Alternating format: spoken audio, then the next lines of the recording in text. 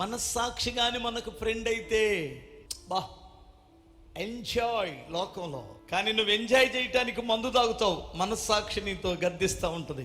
Enjoy చేయడానికి వ్యభిచరిస్తావు, మనస్సాక్షి నిన్ను గద్దిస్తూ ఉంటుంది. నీవు ఎంజాయ్ చేయడానికి దొంగతనం చేస్తావు, అబద్ధం ఆడుతావు, బూతులు మాట్లాడుతావు, పిచ్చి పనులు చేస్తుంటావు. నీ మనస్సాక్షి నీతోనే ఉంటుంది. అది వదిలించుకునేది కాదు, పంపించేది కాదు, ఎటు తప్పించుకునేది కాదు. లోపలే ఉంటాడు ఈ ఫ్రెండు. ఒక మాట చెప్పి పని తెప్పించుకుంటావు. ఇదిగో పని చేసే వాళ్ళకు కూడా చెబుతున్నా, పని చేసే వాళ్ళకు కూడా చెబుతున్నా. 1000 రూపాయలు కూలి తీసుకున్నావు, పని చేయలా, ఈరోజు పని చేయలా, టైం అయిపోయింది, అర్థమవుతుందా? టక్కున టాపి అక్కడ పడేసి హ్యాపీ వెళ్ళిపోతున్నావు. మనస్సాక్షి ఏమంటుంది అంటారు, ఈరోజు 1000 రూపాయల కూలికి తగ్గట్టు చేసావా? అదే నీ ఇల్లు కట్టించుకుంటుంటే నీ పరిస్థితి ఏంటి చూసారా?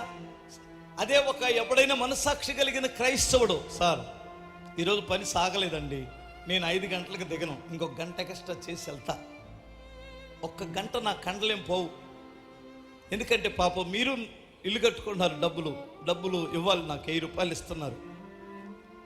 ఆడు బుర్రపోయి, ఏం పేరమ్మా, ఏం చేస్తుంటావు, అసలు ఏంటి నీ పుట్టు పూర్వతలు అడక్కపోతున్నాను, నేను ఇలా సంగతి సార్, నేను యేసుప్రభుని నమ్ముకున్నాను, బాప్తిసం తీసుకున్నాను సార్ అని చెప్పి నువ్వు గంటగాని పని చేస్తే ఆ ఆత్మని రక్షించనైనా రక్షిస్తావు, లేదా అదే వ్యక్తి ఇతరులకి దేవుని గురించి చెప్పేటట్లయినా దేవుడు ఆ వ్యక్తిని వాడుకుంటాడు.